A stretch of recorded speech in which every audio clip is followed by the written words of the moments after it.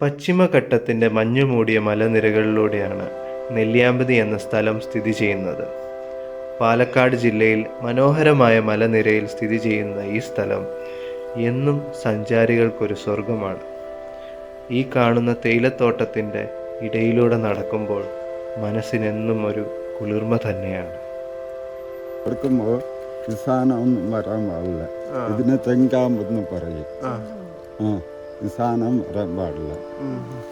നമ്മൾ ഇത് വെക്കളെന്ന് മാത്രം. അതെ. പിന്നെ ഇതിനൊക്കെ കറുത്തല എന്ന് പറയും. അത് എടുക്കാൻ പറ്റത്തില്ല അല്ലേ? ഈ കറുത്തല അല്ലേ? ഇത് ക്വാളിറ്റിയാണ്. ക്വാളിറ്റിയാണ് നമുക്ക് പൊടിയായിട്ട് ഇവിടെ ഒക്കെ കിട്ടുന്നത്. ഈ പൊടിയാണ്. ഇതൊക്കെ പുറത്തേക്കാണ് എക്സ്പോർട്ട് ആണ്. അതെ.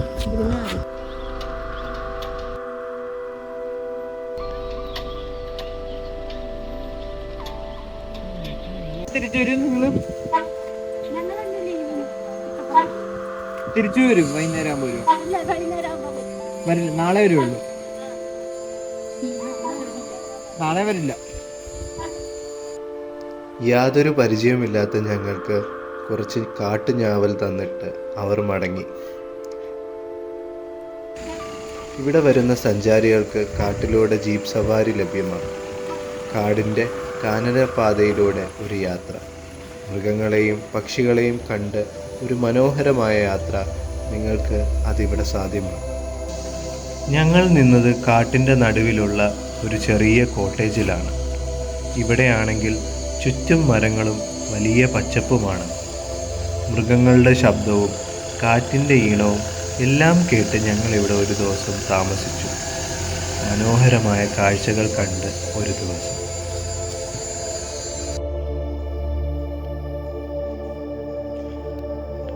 വൈകുന്നേരത്തെ മൃദുവായ കാറ്റിൽ ഞങ്ങൾ കാട്ടിലൂടെ നടന്നു. ഞങ്ങൾക്കൊപ്പം ഞങ്ങളുടെ സുഹൃത്ത് മണിച്ചേട്ടൻ. കാട് അയാൾക്ക് ഏറ്റവും പരിചയമുള്ള ഇടം. ആ ചുവടുകളെ പിന്തുടർന്ന് പച്ചപ്പിൻ്റെ ശാന്തതയിലൂടെ ഒരു മനോഹരമായ യാത്രയായിരുന്നു അത്. ഞങ്ങളെ കണ്ടതും ആ കാട്ടുപന്നി കാടിൻ്റെ ഉള്ളിലേക്ക് ഓടിമറഞ്ഞു. പോകുന്ന വഴിയിലെല്ലാം കാട്ടത്തിപ്പഴം കണ്ടു. ഇതെല്ലാം കാട്ടിലുണ്ടല്ലോ എന്നോർത്ത് ഞാൻ അത്ഭുതപ്പെട്ടു. ഇവിടുത്തെ ആദിവാസികൾ കുമ്പിളുണ്ടാക്കാൻ ഈ ഇലയാണ് ഉപയോഗിക്കുന്നത്. വലിയൊരു തരം ഇല.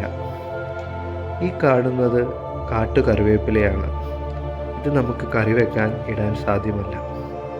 ഒരെണ്ണം ഞാൻ കയ്യിലെടുത്ത് നോക്കി. വിഷമാണെന്ന് മണിച്ചേട്ടൻ പറഞ്ഞു.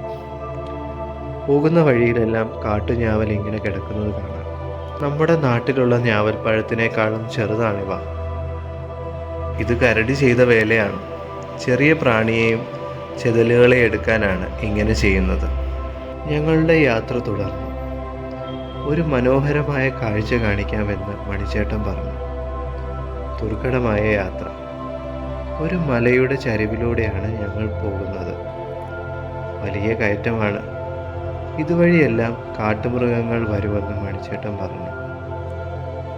ഈ കാണുന്നത് വെള്ളം പോകുന്ന ഒരരുവിയാണ്. മുകളിലാണ് അതിൻ്റെ ഉത്ഭവം. ഞങ്ങൾ പിന്നെയും നടന്നു. കഴിഞ്ഞ ദിവസം ഇവിടെ ഒരു ഒറ്റയാനയെ കണ്ടു എന്ന് മണിച്ചേട്ടൻ പറഞ്ഞു. അത് കേട്ട് എല്ലാവരും ഒന്ന് ഞെട്ടി. മണിച്ചേട്ടൻ ഒരു ചെറു പുഞ്ചിരിയോടെ കയറുന്നു. അവസാനം ഞങ്ങൾ മുകളിലെത്തി. ആ കാഴ്ച കണ്ട് ഞങ്ങൾ കുറച്ചു നേരം നിന്നു. നമുക്ക് വല്ലാത്ത കുളിർമ തരുന്ന കാഴ്ച. എന്തായാലും ഇത്രയും ദൂരം സഞ്ചരിച്ച് ഇങ്ങോട്ട് വന്നത് വെറുതെ ആയില്ല. നല്ല തണുത്ത കാറ്റും നമുക്ക് മനസ്സിനൊരു എന്തോ ഒരു പോസിറ്റിവിറ്റി നൽകുന്ന പോലെ തോന്നി.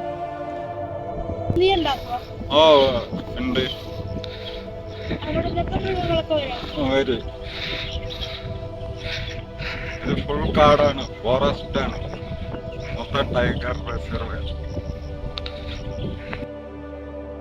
അങ്ങനെ നമ്മൾ നടന്ന് നേരെ കോട്ടേജിൻ്റെ അവിടെ എത്തി.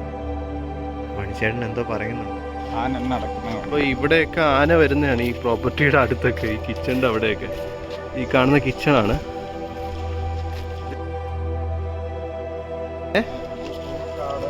ഫുള്ള് അങ്ങോട്ടെല്ലാം കാടാ.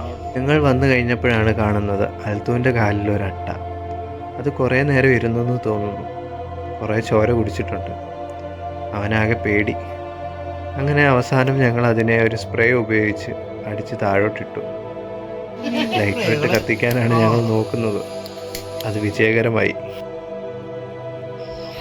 അൽത്തു, നമുക്കിനി എന്താ ഉണ്ടാക്കണ്ടേ? ആണെങ്കിൽ നടന്ന് നടന്ന് ക്ഷീണിച്ചു. അപ്പോൾ അവൻ എന്തായാലും പറഞ്ഞ സ്ഥിതിക്ക് നമുക്ക് എന്തായാലും ഒരു ചിക്കൻ കറി വെച്ചേക്കാം. ഇന്നുണ്ടാക്കാൻ പോകുന്നത് നല്ല ഒന്നാന്തര ചിക്കൻ കറി ആണ്. അപ്പോൾ നമ്മൾ അതിനായിട്ട് പാൻ വെച്ചു. അതിലേക്ക് നമ്മൾ കുറച്ച് ഓയിൽ ഒഴിക്കുകയാണ്.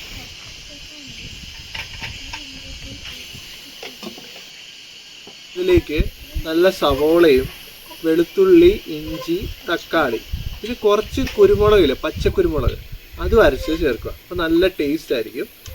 നമ്മൾ ജസ്റ്റ് അതിലോട്ട് ഇടുവാണ്.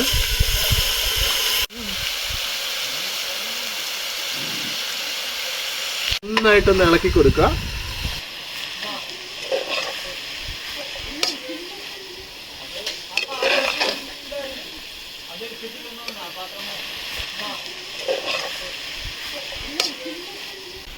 കുറച്ച് ഉപ്പ്, പാകത്തിന് ഉപ്പ് ചേർക്കുക. ഇത് നന്നായിട്ടൊന്ന് ഇളക്കി കൊടുക്കുക. ഇളക്കി നല്ല ഈ സവോളയൊക്കെ നൂല് പരുവാകുമ്പോൾ നമുക്ക് മസാലയൊക്കെ ഇടാം. മസാല നമ്മുടെ ആകെ മുളക് പൊടി, പിന്നെ കുരുമുളക് പൊടി, പിന്നെ നമ്മുടെ ഓൾ ഇൻ വൺ സ്പൈസ് മസാലയാണ് യൂസ് ചെയ്യുന്നത്. നമുക്ക് എന്നിട്ട് നോക്കാം എങ്ങനെ ഉണ്ടെന്ന്. ചിക്കൻ കറി നല്ല അടിപൊളി ചിക്കൻ കറി ആയിരിക്കും.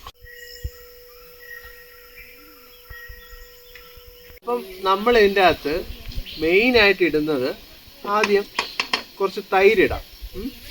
അത് നമുക്ക് കുറച്ച് മുളക് പൊടി, പിന്നെ കുറച്ച് പെപ്പർ.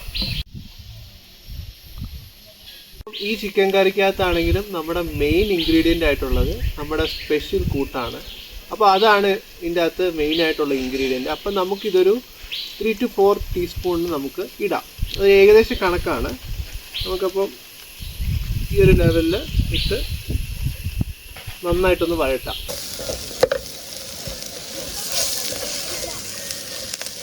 വെള്ളം ഒഴിക്കണം. നല്ല വെള്ളം ഒഴിച്ചു കൊടുക്കുക. മസാല ഒന്ന് അടി പിടിക്കാതെ നോക്കാനായിട്ട് ഇച്ചിരി വെള്ളം ഒഴിക്കുക.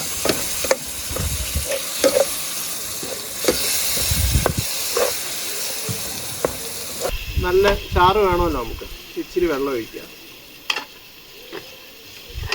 നമുക്ക് ചിക്കൻ ഇടാം. ഇടുന്നത്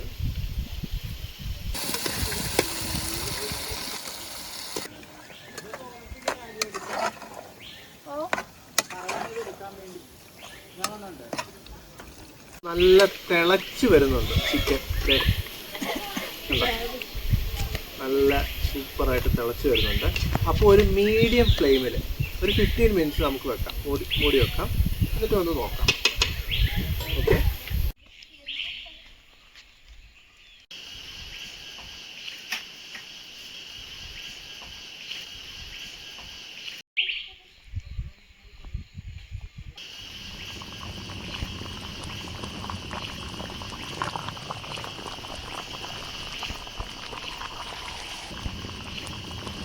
നമ്മുടെ സ്പെഷ്യൽ മസാല ഇട്ട ചിക്കൻ കറി റെഡി ആയിട്ടുണ്ട്.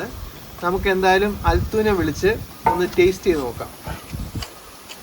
അൽത്തു പാടാ, ഒന്ന് ടേസ്റ്റ് ചെയ്ത് നോക്കി. ഇത് എല്ലാം മുഖ്യത്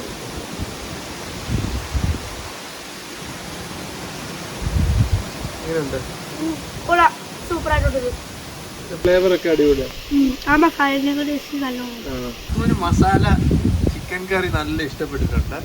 അപ്പം നമുക്ക് ഇതൊന്ന് എല്ലാവർക്കും ഒന്ന് ഇൻട്രൊഡ്യൂസ് ചെയ്യണം ഈ മസാല. അപ്പം നെക്സ്റ്റ് വീഡിയോ നമ്മുടെ വെറൈറ്റി ഡിഷുമായിട്ട് നമ്മൾ ഇനിയും വരും. അപ്പം സബ്സ്ക്രൈബ് ചെയ്യുക. അപ്പോൾ സന്ധ്യ സമയമായപ്പോൾ ഞങ്ങളെല്ലാവരും ടെറസിൻ്റെ മുകളിൽ കയറിയിരുന്നു. അവിടെ ഇരുന്നാൽ ആന, കാട്ടുപോത്ത്, കരടി എല്ലാം കാണാൻ പറ്റുമെന്ന് മണിച്ചേട്ടൻ പറഞ്ഞായിരുന്നു.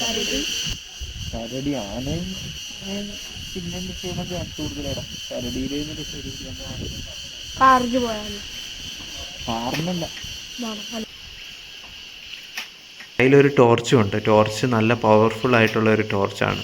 മൃഗങ്ങളെയൊക്കെ കാണാൻ പറ്റും.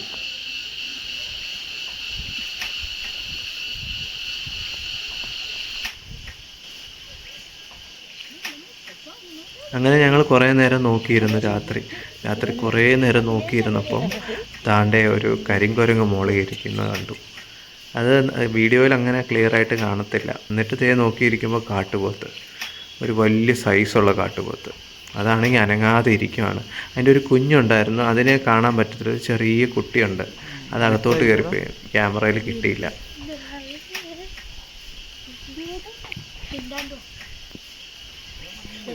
അപ്പോൾ bye everyone, see you next video.